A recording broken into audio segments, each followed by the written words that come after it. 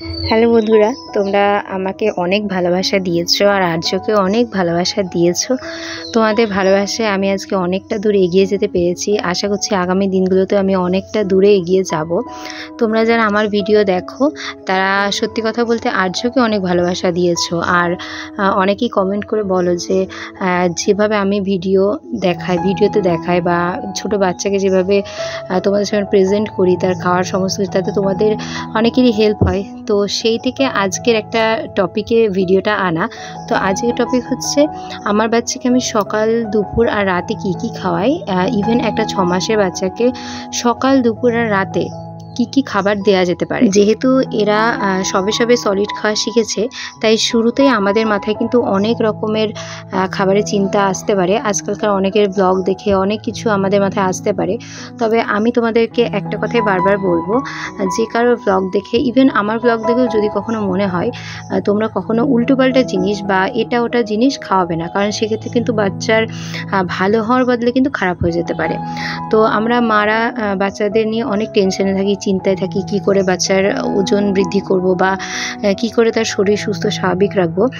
তো সেইটাই নিয়ে আজকের ভিডিওটা। তো চলো তোমাদের সাথে শেয়ার করি যে বাবুর সকালে দুপুরে আর রাতে কি খাওয়াই। বেসিক্যালি বাবু যখন ঘুম থেকে ওঠে তখন আমি ওকে সকালে ফর্মুলা মিল্ক দিই, কারণ ও 4 মাস থেকেই মোটামুটি ফর্মুলা মিল্ক খায়। আর তোমাদের বাচ্চারা যারা ফর্মুলা মিল্ক খায় না তারা তোমরা কিন্তু ব্রেস্ট ফিডিংই করাতে পারো। তো এক্ষেত্রে যখন ও ফর্মুলা মিল্ক খাচ্ছে, তো আমি সকালবেলা ওই 7:30 থেকে 8টার মধ্যে ওকে ফর্মুলা মিল্কটা দিয়ে দিই। তারপরে যখন 9:30 10টা বাজে তখন আমি ওকে দিই সেরেল্যাক।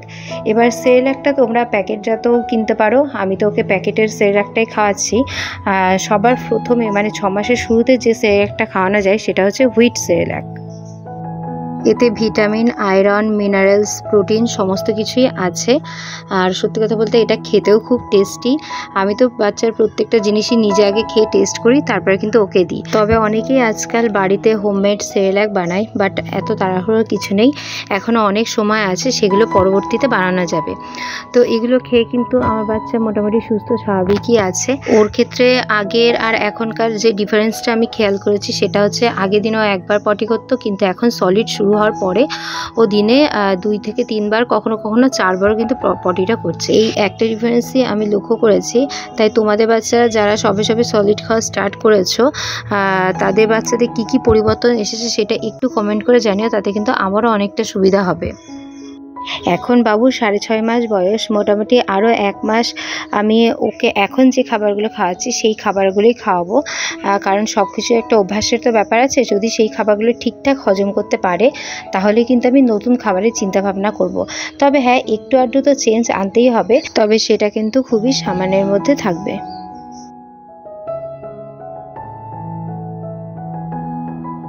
6 মাসের শুরুতেই আমি যে ব্লগগুলো শেয়ার করেছি সেগুলোতে দেখতেই পাবে যে বাবুকে 6 মাসের প্রথম 1 সপ্তাহ বা 10-12 দিন আমি কিন্তু দুপুরবেলা একটা ভারী খাবার দিচ্ছি, সেটা হচ্ছে চাল, ডাল আর যে কোনো একটা সবজির পেস্ট। তো এখন বাবুর বয়স 6 মাস 20 দিন মোটামুটি হয়েই গেছে। তো এই ক্ষেত্রে বাবুর খাবারে একটু চেঞ্জ এনেছি, তো সেটাই তোমাদের সাথে এখন শেয়ার করব। আর খাবারটা খেয়ে কিন্তু বাবুর রিয়াকশানটা তোমরা দেখতেই পাচ্ছ, বেশ আনন্দ করেই খাচ্ছে। তো এখন ওর খাবারের সবজির পরিমাণটা একটু বাড়িয়েছি। আজকে দিচ্ছি ওকে গাজর, আলু আর হচ্ছে পটল। তোমরা কেউ চাইলে পটলের বদলে ঝিঙে, কুমড়ো এগুলোও দিতে পারো। আর গাজরটা চোখের জ্যোতিটা খুবই ভালো করে, তাই আজকে থেকে গাজরটা কিন্তু স্টার্ট করেছি। তো আমি বেসিক্যালি কম আঁচেই কিন্তু প্রেসার কুকারে বাবুর খাবারটা সেদ্ধ করি।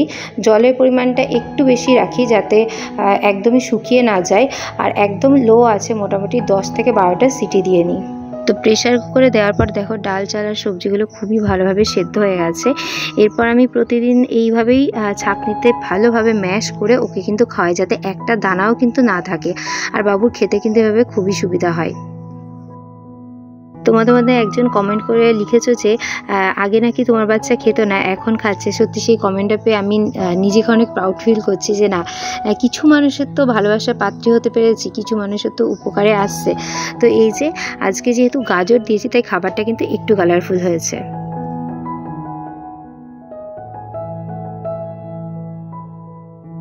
ব্রেকফাস্ট লাঞ্চের পর থাকে রাতের ডিনারটা কিন্তু একটু হেভি দেওয়া দরকার, কারণ রাতে অনেক বাচ্চাই কিন্তু বেশ টানা ঘুমায়, ইভেন আমার বাচ্চা কিন্তু সারা রাত ঘুমায়। তো সেই ক্ষেত্রে আমি একটা নতুন খাবার ট্রাই করছি, সেটা হচ্ছে ওটসের ছাতু।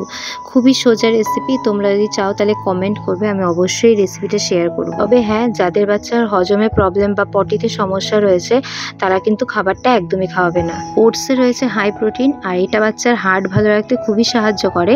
ইভেন আমিও কিন্তু সকালবেলা বা রাতের বেলার দিকে একবার হলেও ওটসটা খাই। তো তোমরা যারা এই রেসিপিটা জানতে চাইছো তারা কমেন্ট করো, খুবই সোজা রেসিপি, তাহলে আমি অবশ্যই শেয়ার করব।